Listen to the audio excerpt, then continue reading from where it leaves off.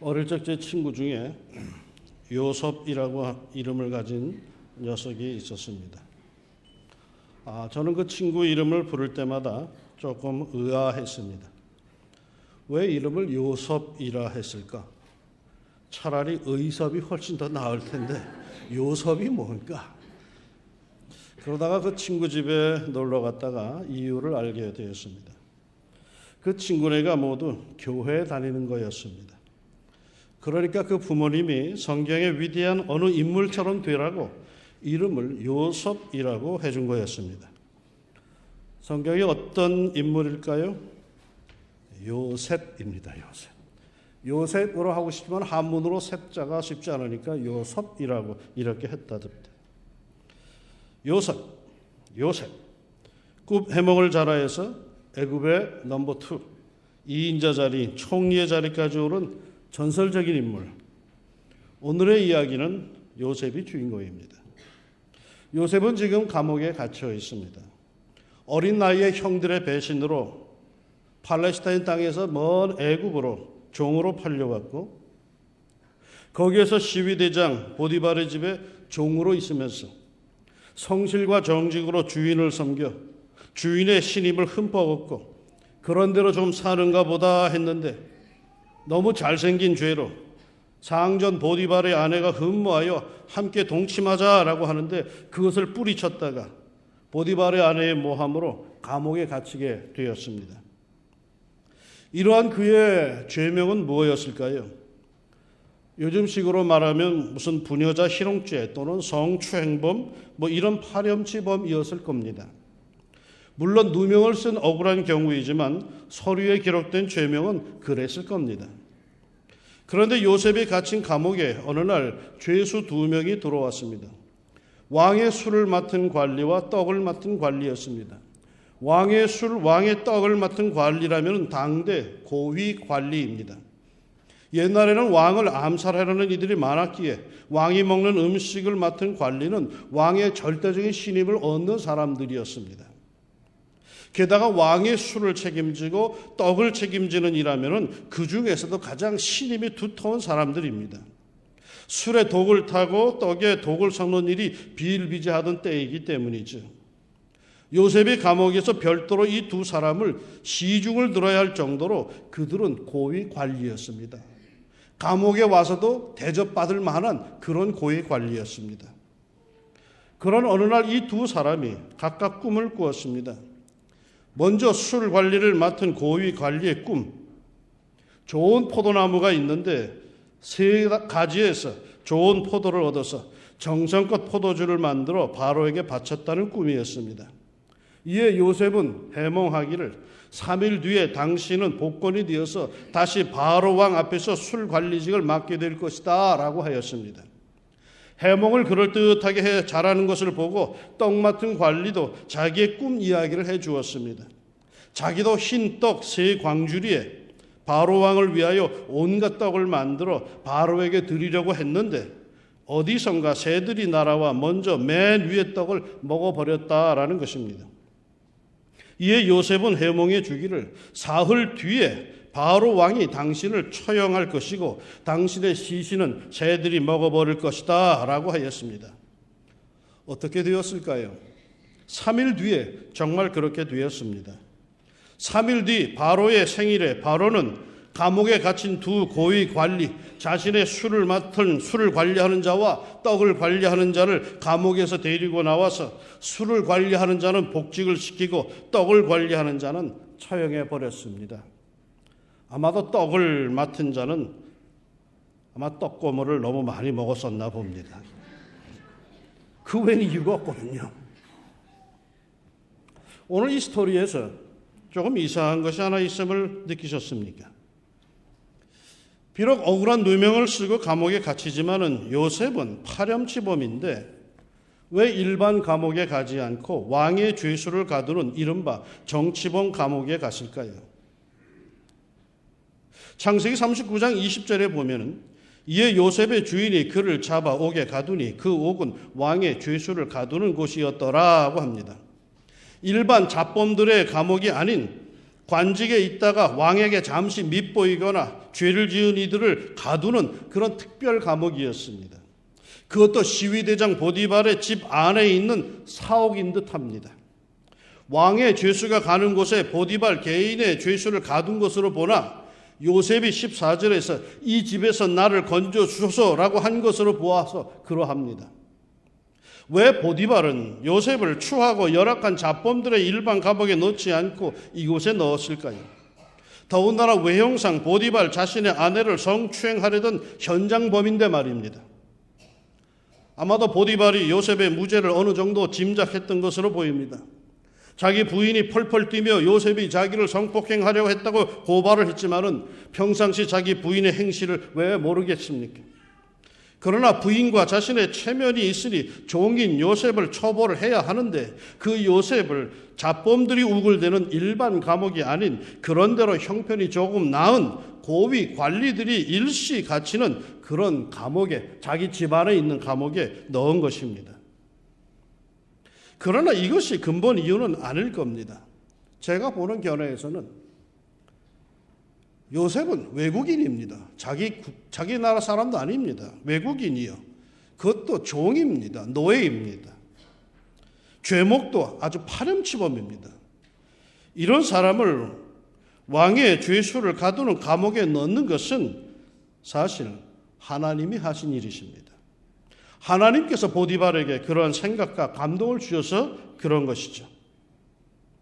그렇다면 하나님은 왜 요셉을 그곳에 보내셨을까요? 일의 진행, 결과를 다 아는 우리가 보는 견해로는 분명합니다.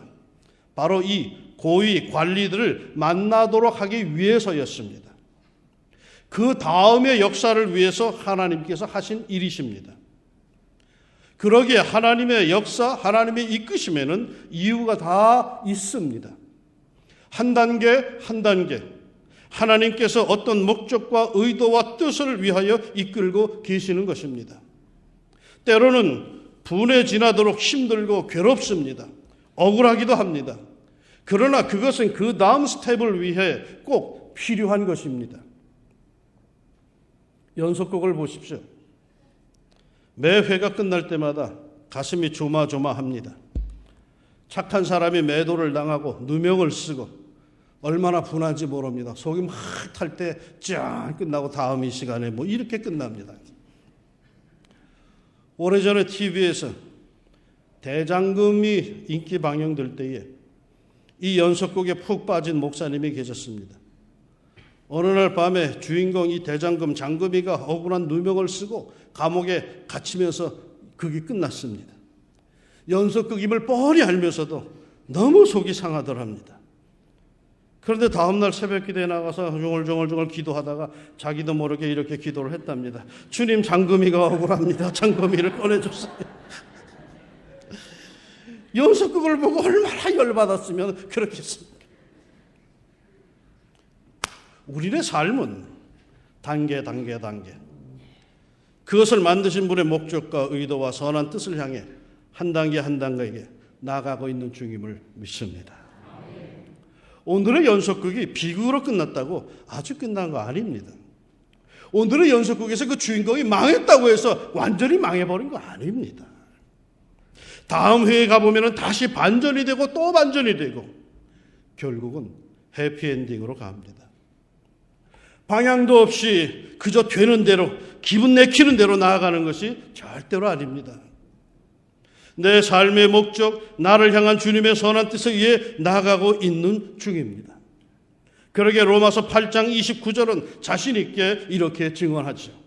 우리가 알거니와 하나님을 사랑하는 자 곧 그 뜻대로 부르심을 입은 자들에게는 모든 것이 합력하여 선을 이루느니라. 그 뜻대로 부르심을 입은 자 여전히 하나님의 뜻 안에 있습니다.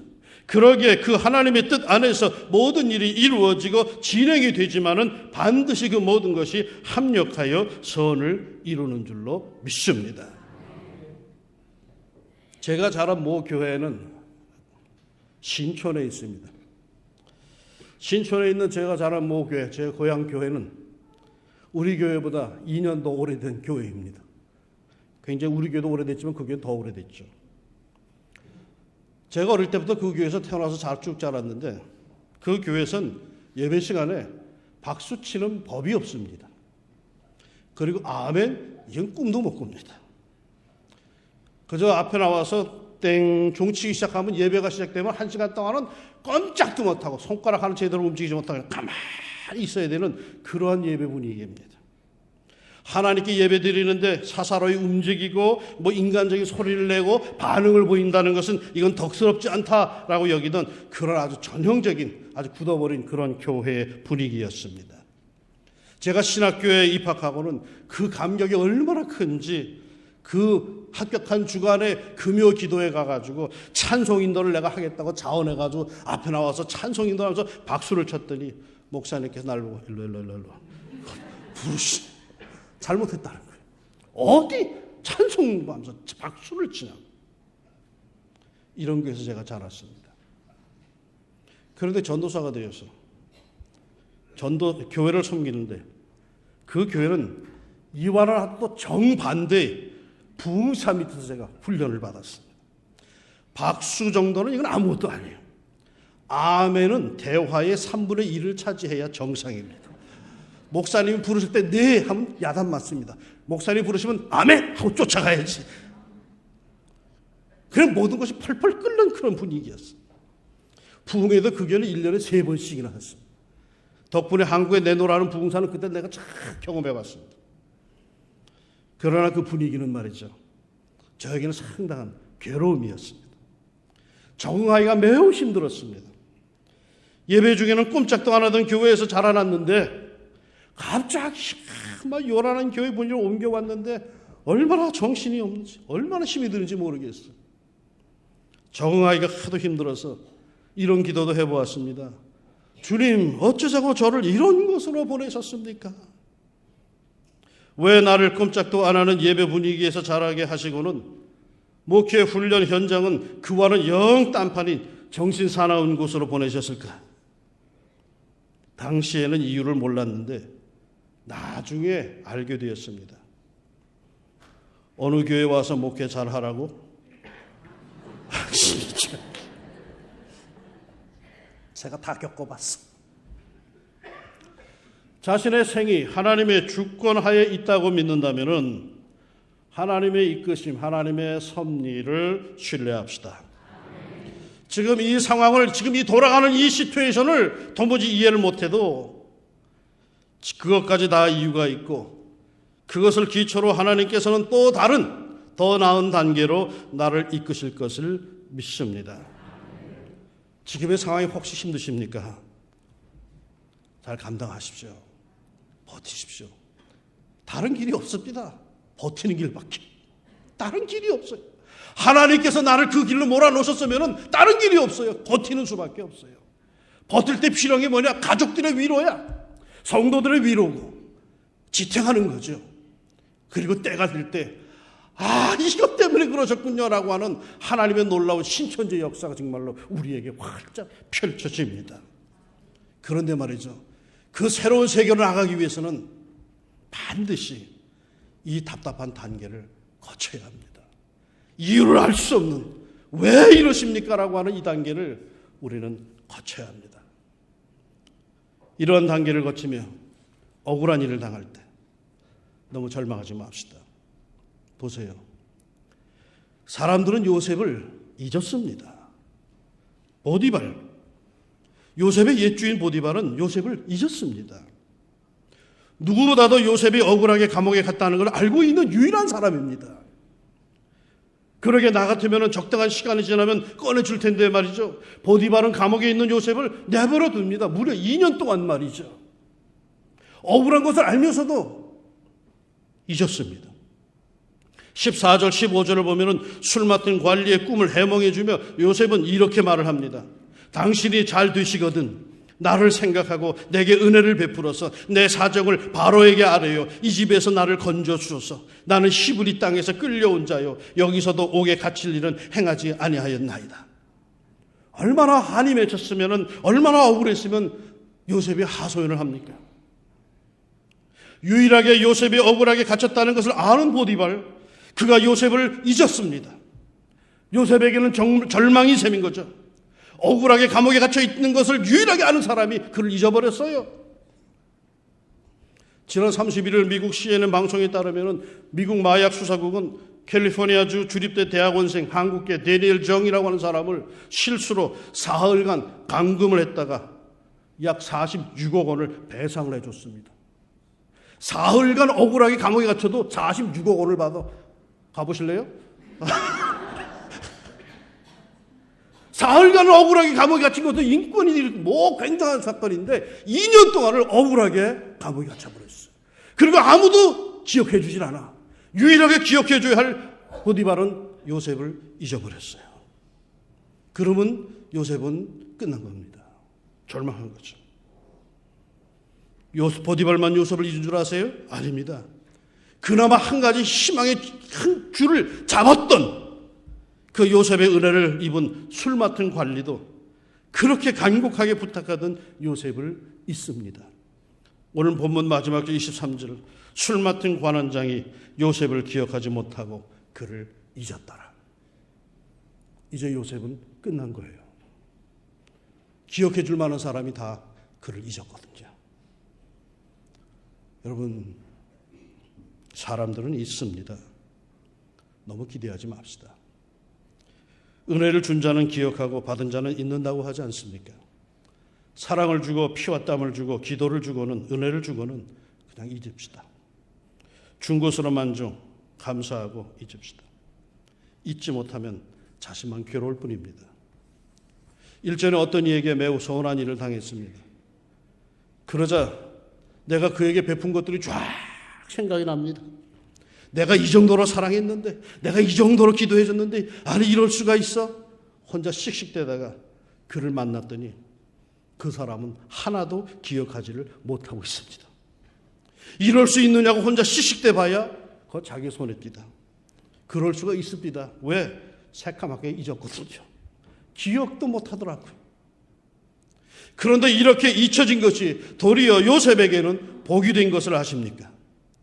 만약에 보디발이 요셉을 잊지 않고 그때 구해 주었다면은, 술 맡은 고위 관리가 은혜를 잊지 않고 그때 꺼내 주었다면은 요셉은 평생 그들의 종으로 살다가 끝났을 겁니다.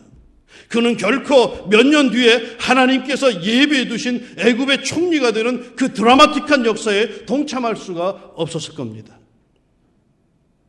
잊혀진 것에 대해서는 다 이유가 있습니다. 하나님께서 하시는 일입니다.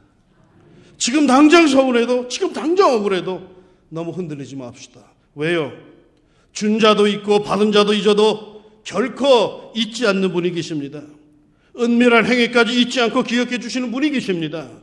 이사야 49장 15절 16절에 여인이 어찌 그 젖먹는 자식을 잊겠으며 자기 태에서 난 아들을 긍휼히 여기지 않겠느냐. 그들은 혹시 잊을지라도 나는 너를 잊지 아니할 것이라. 내가 너를 내 손바닥에 새겼고 너의 성벽이 항상 내 앞에 있나니. 할렐루야. 결코 자식을 잊을 수 없는 어미가 설령 자식을 잊는다 해도 하나님께서는 나를 잊는 법이 없으시다고 선포를 하시는 겁니다.